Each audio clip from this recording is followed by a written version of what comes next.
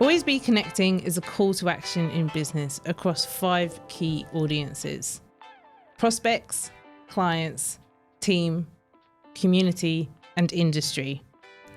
Strong ties with each of these provide happiness, security, support, and a sense of purpose.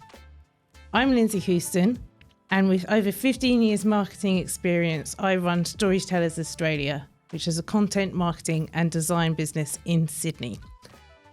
I'm really excited to start a journey meeting valuable people in business who will share their ideas of how to have healthier work life by growing a network of supporters. Our first guest is a wonderful addition to any room, positive, reassuring, and engaged. He's on record as saying he believes collaboration in the industry is stronger than comparison and competition. That mindset has meant in 7 years he has grown his mortgage broker business, Atelier Wealth, into a healthy business with a strong workbook and an engaged team. Our room is better for him, the wonderful Aaron Christie-David. Oh, thank you very much. It's very kind. How are you doing? I'm great. Thanks. How you doing? Yeah, very good. Yeah? So this is my first podcast since 2018. I'm glad we're broken the shackles. And yeah, you were a great first person to have on board. Cool. Yeah. Because I admire you as both a friend and a business person. And we met about 3 years ago. So Yeah. I've seen a lot of your growth in your business in that time. Thanks. And a lot of it has come from the kind of personality you are, which is someone who's like keen to connect. Is that something you're aware of?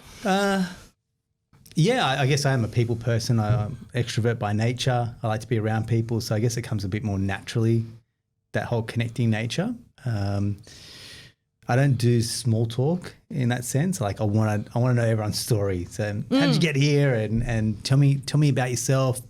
And I feel like, that's why I skip the small talk and go, I want to get to know, Lindsay, I want to get to know your team. And I feel like I want to go a few layers deeper. That's true, because you're always really good. I really enjoy our conversations because we do go through to business lives and go a bit deeper and figure some things out. And it's always a little bit enlightening afterwards. Yeah, I think it's on the surface level, I'm just, it's not me. Whereas I think, you and I have gone, hey, if things aren't great, we'll share that. If things are going great, awesome. And I think we're happy for that. And it's almost like if the chips are down a little bit, it's like, I'm just going to lend an ear or you'll hear from me. And it's just a chance to vent or download a little bit without judgment. Yeah. And sometimes you just need to get off your chest, whatever you're going through. And navigation. Correct. Yeah. And someone just goes, pat on the back here, keep going. And I think that's where I'm talking about connections. And I think for us, you talk about time, like we've known each other for 3 years plus. You just add up the compound effect of time that was spent together.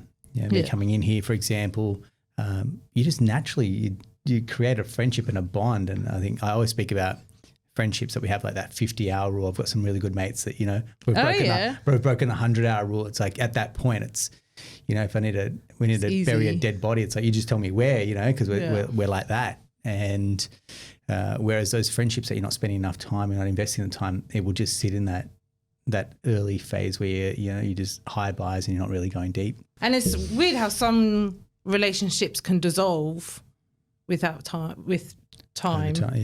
And some you can go a long time without speaking to them and still be able to bury your dead body. Isn't it amazing, right? Like you just pick up where you left off like a year or two ago, and it's like time has separated us, but we haven't grown apart.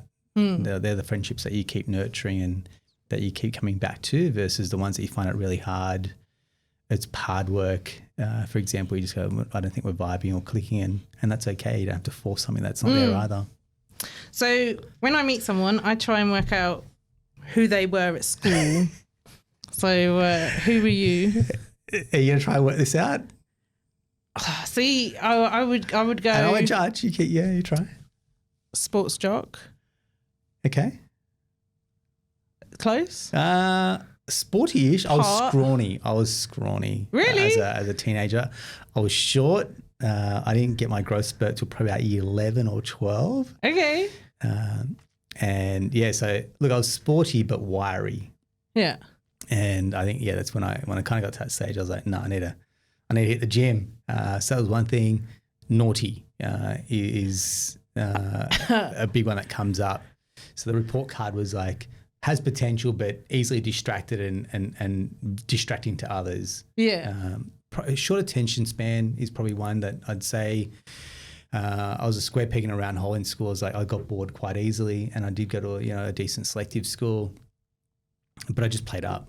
I was just naughty, and I feel like if I had a child like me, and my parents obviously did the best that they could, tutoring, extracurricular, whatever they could throw it at me and my brothers, my brothers and I. Yeah. They were more studious, I would say, whereas I felt I had the street smarts. So I probably would have thrived in, say, like a Montessori style high school, where it's like, seek out what you want to do that, finish the task, and then move on to what you want to do, or start something and don't finish it if you like, and just do whatever you want. So a bit more freestyle versus when I got told to do something and forced to do it, I'd be like, no, I'm not going to. Do you think that's an entrepreneurial problem with authority? Trait? Problem with authority, definite. I think it almost has the makings or markings of, a little bit of like self-starter, a little bit more like, let's break the rules. And I always did well. I always did well in challenger businesses or challenger brands. And that again came out in my career. I worked for Metcash, IGA supermarkets instead of like Coles or Woolies. Mm-hmm. I worked at Wizard Home Loans, and then I went to a big bank, but it was nowhere near as fun as like Wizard Home Loans, which was a challenger brand as well. I played competitive sports like cricket, and I liked being second or being told, you're not that good enough, and proving yourself as well. So I feel like I like the underdog. I think we love an underdog story, and I veered towards that. And that brought out the best of me as well. So you started at university, I guess, starting your career, studying marketing. Yes. Why? Yeah, probably didn't. I didn't have clarity on what I wanted. So again, I knew probably commerce was my start. I didn't do too well in sciences. So that was a no-go, for example. And I felt like commerce was something that I could be aligned to. Something in business, going into a big brand or a big business. And then marketing was I purely, I think my mum suggested it because I just love to collect brochures. And I see that with my daughter now. Oh, yeah. Like, I just love catalogs. I love brochures. I love the shiny magazines. And I just feel like, well, if you like that, maybe just go and do marketing. And I was fortunate at UNSW. I got into one of the marketing undergrad programs there.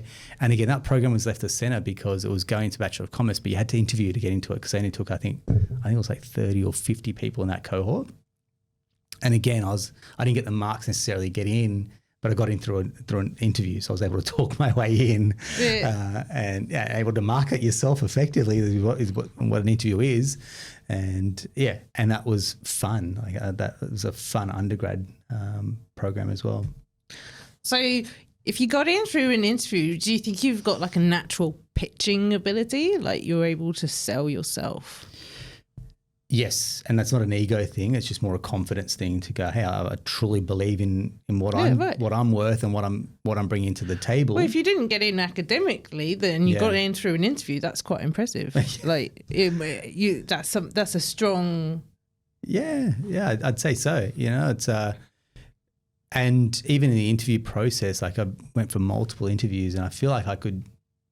Not convinced, but I could understand what people are trying to do here. And I didn't get every job that I went for, but I got into some good final rounds for some interviews, and I was, probably picked at the post with some other better candidates. But I felt like if you can just get me in the room, I can talk my way maybe through a couple of things as well. So what do you do then? Because you say you are understanding what people want. Are you reading cues, or are you doing a bit of research before? Research definitely. And I interview people now, and one of the first things that strikes them as a candidate is when we ask, have you researched our business? And like they say no, I'm like, are you crazy? You're going for an interview, you haven't researched anything about this business. So I'd almost take it upon myself to look through that company and try and find as much as I could. This is pre-social media days when I was interviewing, but jump on the website. What are they about? what are they looking to do? And, you know, what do I love about this brand, for example? And that's where I was like, can I see myself working for this organization or business? I feel like that's underrated. It's almost like when things are an employee market, it's like, hey, you need me, versus an employer market. Then it's like, why is this person the right fit? So I always kind of had that thought going, pick me. And I'm not a fanboy, but I'm keen about what you guys are putting out and what you guys are doing. So almost we need to rebrand pitch, because it's not just you pitching yourself. It's you really listening and researching and understanding who's in front of you. It's a two-way street. So it's kind of like an alignment. Yeah. Of the, fancy. Yeah. Instead of like pick me, it's like, let's do this together is how I'd say like pitching should be. Where I think pitching always has that connotation of going, I'm going to stuff this down your throat until you choose me, as opposed to, hey, we're a good fit. Let's do this together. And I think that's where great pitches are collaborative, isn't it? Yeah. That's what brings the magic together. Because that's what people are looking for. They're not looking to, you want to grow other people, but you want someone to understand what the role. It's a win-win. Yeah. Like you win, I win together. It's like, hey, we're all going to get something out of this, as opposed to, I don't know. I think that's where pitching, maybe people have that objection to it, going, oh, I've just got to put myself out there, and it goes against their grain. It's like, no, let's do it together. And if you always had that mindset, did you start when you were younger making mistakes about making it about you or reading the room wrong? I'd say it almost comes back to like my mum had a big influence on us, and I guess it's that treat others how you want to be treated. Like we grew up with a lot of that. Don't talk about yourself, try and ask questions about people, how to ask open-ended questions as well. So they were the smaller cues. And my mum always had us in social stuff, whether we had adults around at home, you just don't go off and watch TV, you sit with adults. So I think we got comfortable in that type of environment as well. The phone rings at home. So go and answer the phone and take a message and be confident. So we didn't have that fear around communication. And I'd say it's those small things. And now I see it with my own children. I'm like, they want to order at a cafe. I'm like, okay, cool. You go and order. And so again, we're trying to take that fear away, which makes them confident in their own skin. Yeah. When you do that, then you're confident around others as well. And they feed off that energy. That's very cool. What I picked up was also, you're talking about open-ended questions and that being instilled as a family value. Yeah. Like, what kind of methods do you have of making open-ended questions? Open-ended questions. It'd be not those like, what are you doing? It's like, how are you doing? Or how do you mean? And maybe just making the conversation all about you. Like, ask them questions. Be interested in the other person, for example. My mum's quite engaging like that. So I feel like that style we just learnt, people gravitate to someone. From osmosis. Correct. And my mum loves, say, for example, Oprah. We grew up on, my mum worshipped the ground that Oprah worked on. And it's great. Someone that you'd say, look, is a great role model is someone like Oprah Winfrey. Because she'd be the queen of open-ended questions. Right. And she just had that style. And I think we saw that engaging style. And I think, my mum took a lot out of that. That in turn passed the baton on to us. My younger brother does heaps of work in the social and hospitality space. So he's constantly around people. Same as my older brother's, he's in his profession. It's a people business. So, I feel like we've kind of cherry-picked the style that we all kind of are comfortable with. And, but the seed was planted a while ago. Yeah. Yeah.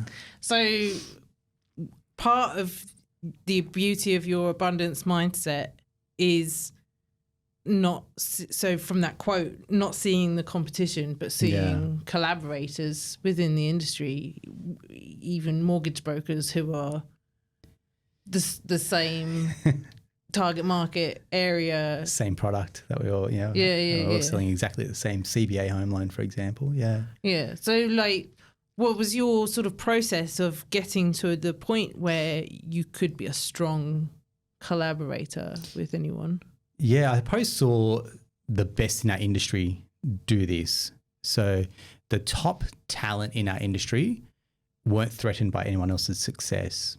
In fact, they wanted to see other people succeed. Yeah. They opened the door to people like myself coming into the industry. They're like, hey, look, I'll tell you everything I know. Catch up for a coffee or come to my office. And I was like, wow, if these people aren't threatened by me coming in because they're well established, that's automatically, I feel like that's the bar that we're setting. And then, look, I'm a competitive guy, don't get me wrong, but not treading on someone else to get there. Yeah. Like, give me a level playing field. And that's what beauty about mortgage broking. Exact same Westpac, CBA, Macquarie Bank home loans. We can't compete on, no one's got a better price than others. It's parity across every single mortgage broker. We've all got the same technology. We've all got the same, skill set to a certain degree. So you take a level playing field and you go, right, now who can succeed? And it's the ones that can either, grow their marketing footprint. It's the ones that niche, for example. It's the ones that have great systems and processes. It's the ones that have great partnerships, for example. So being technically great isn't going to guarantee you success. Yeah. And so back to your point around how do I collaborate as an industry, I want every mortgage broker to be shooting the lights out, because when that happens, more Australians trust brokers. Because when you get a bad mortgage broker that does something, automatically that person's then scarred or burnt by a mortgage broker, and it makes the rest of the industry's job harder to go, hey, trust us. And that becomes a real sticking point for me going, I want to see brokers succeed. I want to see brokers do well, because when we do that, the bar goes up and rising tide lifts all ships.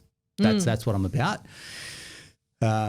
Look, easier said than done, because it is a competitive environment. It's a sales environment. And so you don't build the tallest tower by knocking everyone else's tower down. You build it by, a good foundation. You build it with the right team, for example. And I subscribe to that type of mentality. And when you stop guarding your secrets and start idea sharing, those ideas come back and grow and get better. Is that your experience? 100%. I'll catch up with other brokers. They're like, oh, wow, sharing. I was like, mate, I'll get something out of this as well. Selfishly, if I catch up with another broker, I'm like, I'm going to learn something. I'll give you all my trade secrets. Giving secrets, there's no such thing. I call it secrets. Giving all my IP away doesn't guarantee someone else's success, because you can take my entire blueprint and my entire business plan. You can take all my processes. I can even give you my team.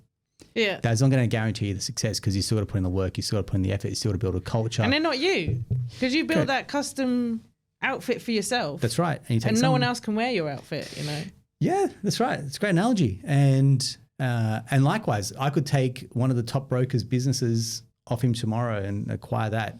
That would not guarantee I'd replicate their success. And so, you customize it for what your ideal niche or the way that you like to do business, for example. And so that goes back to the core of your question going, why collaboration over competition? Because we're all the beneficiaries if we all do well. And I acknowledge it, that it's still a competitive sales environment, but we can still all win. And it probably shows up in a few ways, Lindsay. Female participation in mortgage broking drops off. Oh, I was looking at the top 100 today, and I think I found one lady. There's a handful. Top 20. Yeah, in the top 20, correct. Now, there's probably some female brokers that are top tier talent that maybe aren't submitting their numbers. That's one challenge. Okay, so they're not putting themselves out there. Well, my question is why or why not? But it's an always on job, like 365 days a year. You got to keep writing loans, otherwise your numbers drop off. So there's no downtime. So I can see it even being a dad. My time shrunk once I had children, and especially a mum's, one of her primary roles is to be there for children. So when you have less time, that means less time to work. And it's cool that you recognise that diversity and inclusion is not just for your team, but for your industry. Absolutely. And if you support that, which is above you, then, like you said, the stronger the industry is, the more people trust. And look at the landscape of Australians. You've got so many different communities. You've got migrants, you've got high net worth, you've got low socioeconomic, you've got different genders, you've got orientation. I can only speak to a certain subset that will connect with me. You need brokers that are as diverse as our community to connect with different communities as well, and different niches. So that's what I'm about.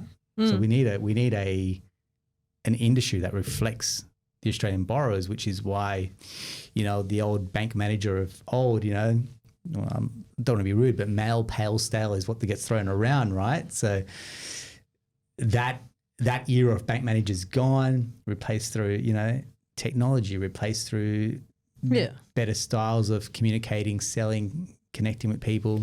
Because ideas are better ideas when different perspectives are heard, brought to the table. So that's where the stale correct. comes in. Correct. They'll say no to everything. I'm like, let's try saying yes to everything and then try and figure it out as well.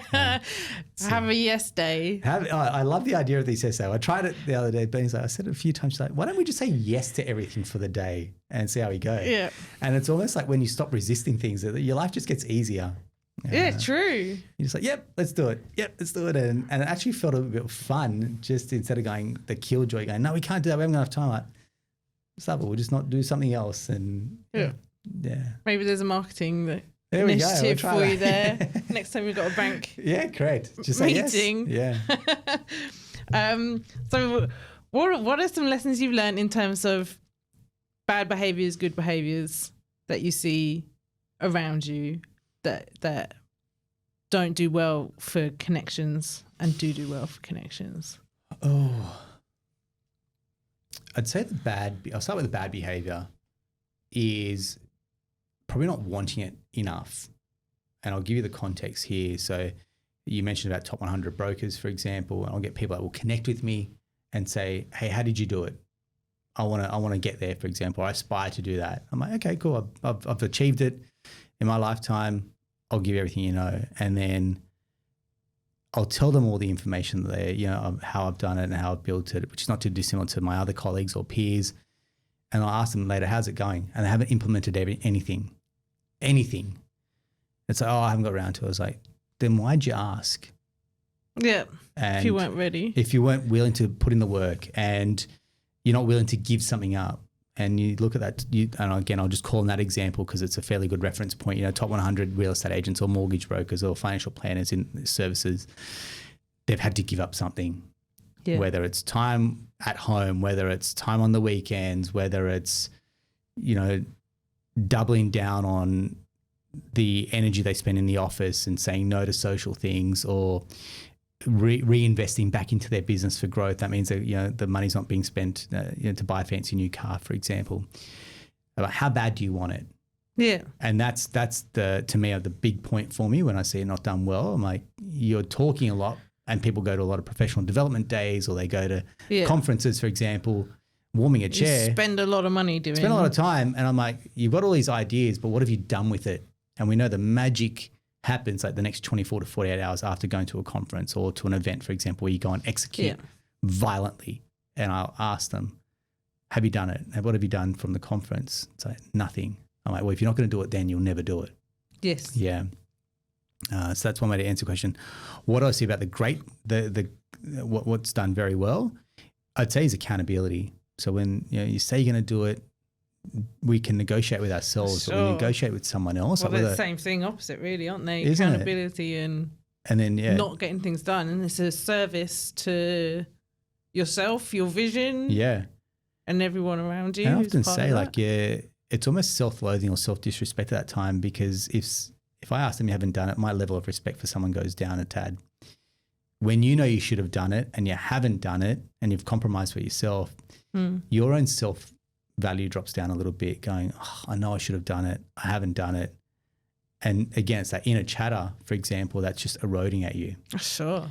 Whereas if you say, hey, look, I'm going to go to the gym tomorrow and I'm going to eat healthy tomorrow, and you do it, it goes up a gear. The dopamine goes up, for example, cortisol goes down. And then you got that momentum, like day one starts tomorrow, and then day two, I'm going to keep the same patterns, versus a couple of days you start and then it drops off a little bit, and it's like, now you got to start again.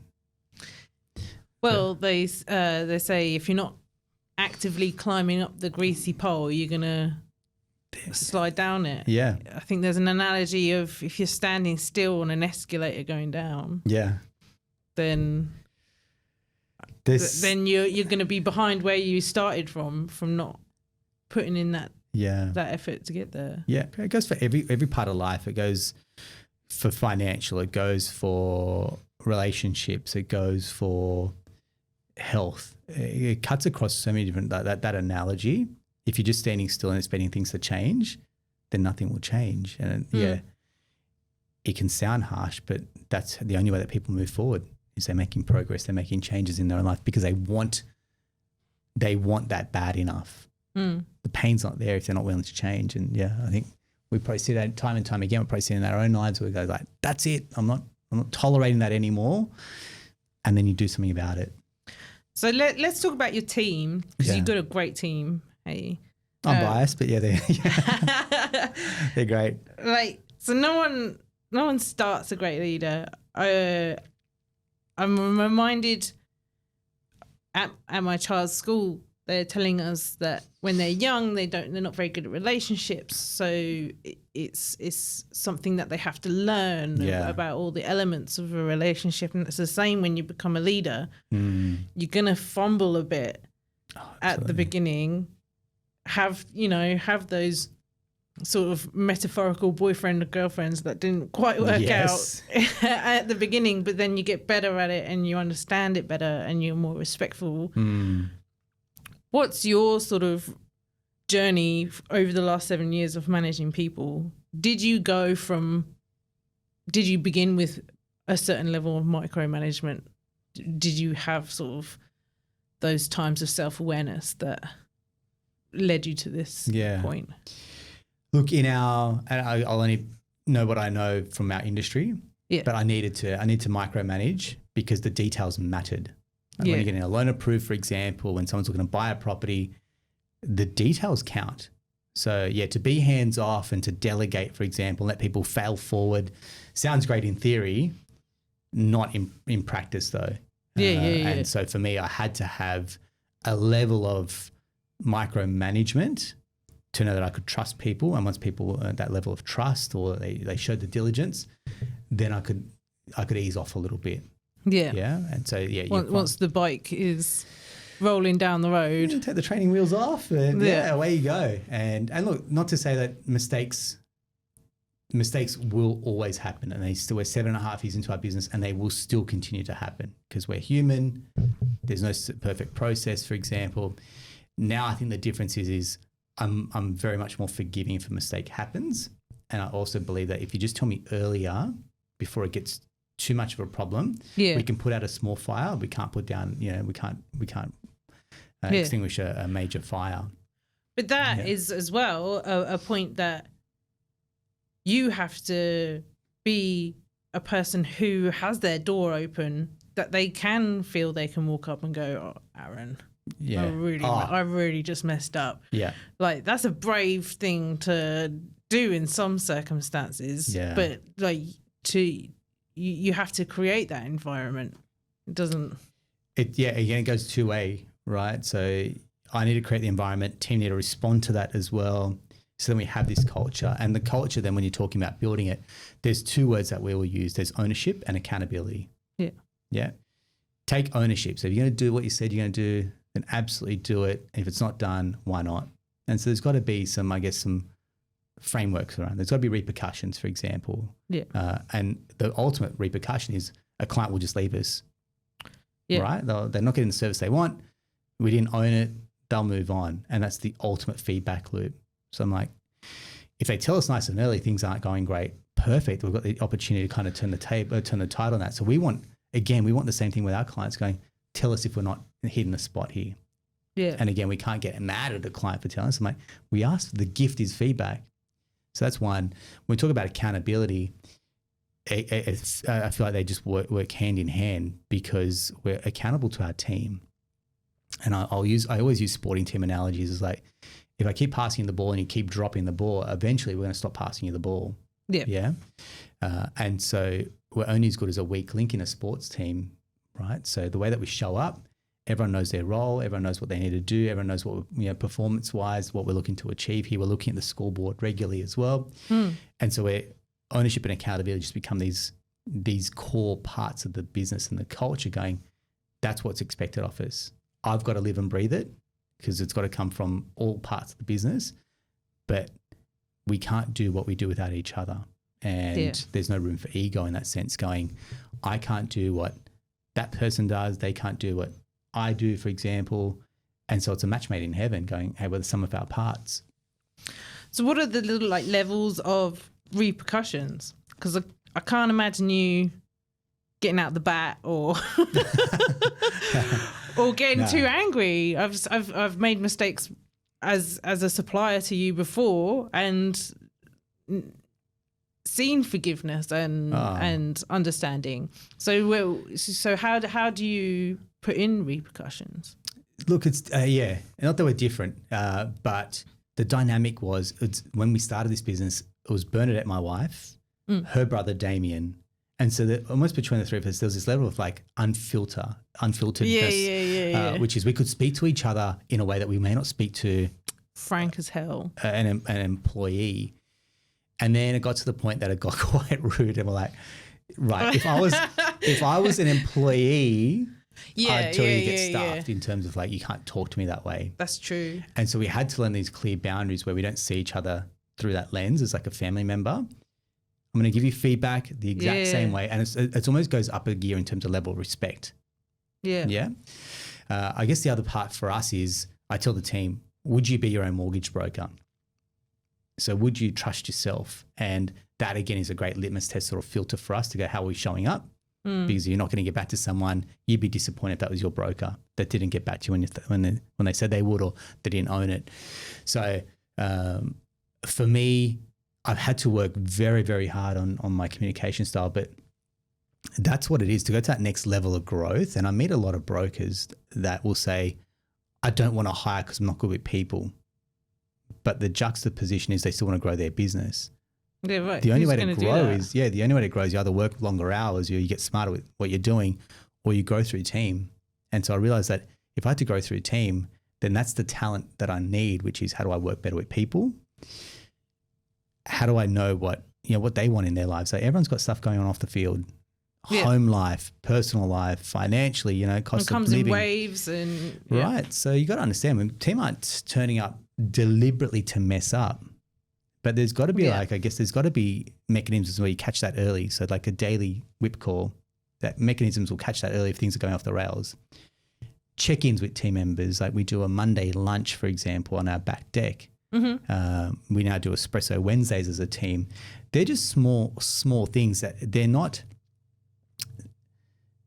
intended to go, hey, we're going to build culture, because that doesn't build culture. But we're just building friendships and relationships in our team that if the chips are down a little bit, the team can pick them up and we can speak about it. And notice.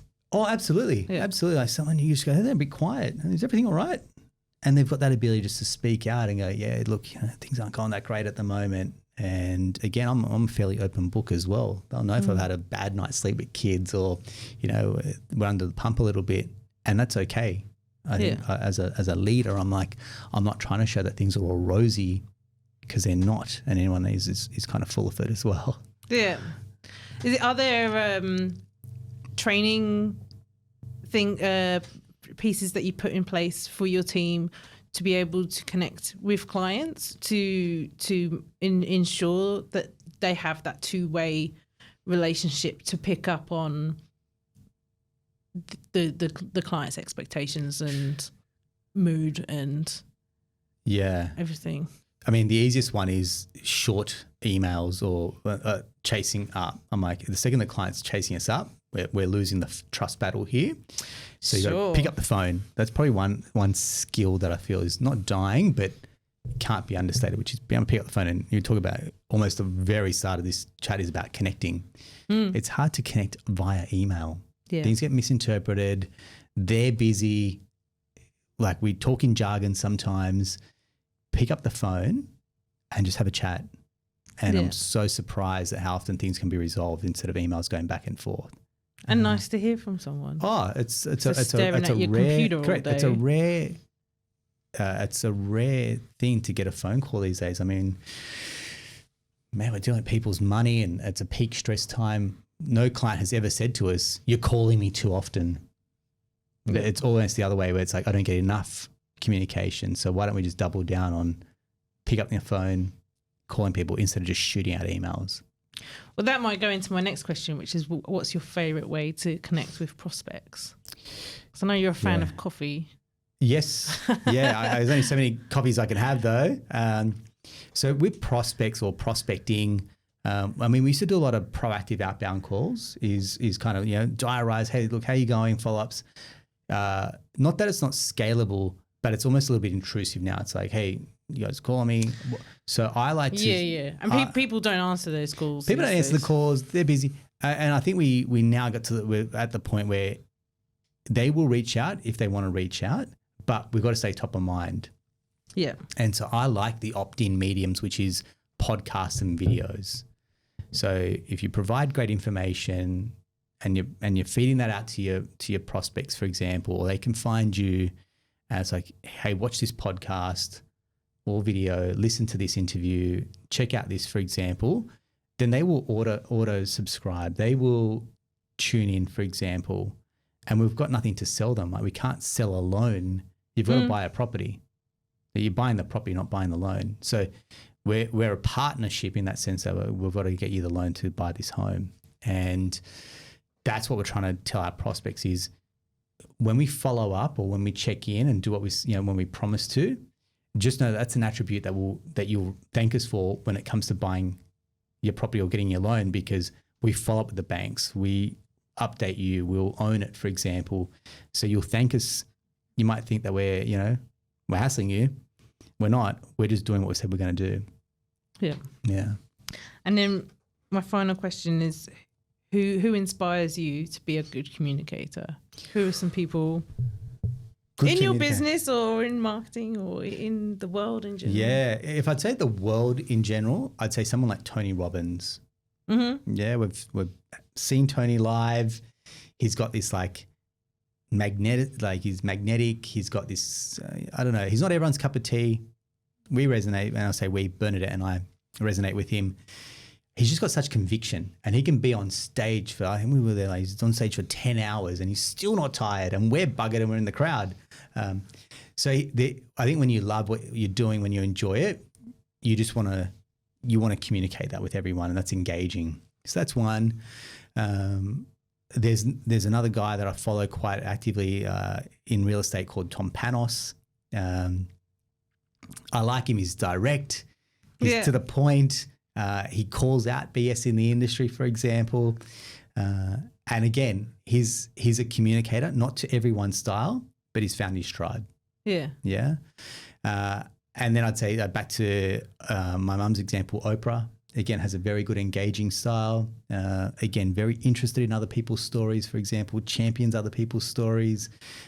So I feel like someone like her is kind of a good, gold standard for communication. Able to shine a light on other people in a new way. Yeah, so the spotlight's not on her. The spotlight's on maybe a cause, or the spotlight's maybe on something topical, for example, or what someone's endured or gone through. And I think when we talk about, say, communication, when we talk about marketing, for example, I think there's a lot of connotation around self or ego or pushing product, for example. It's like great problem solving, got a great message with some conviction.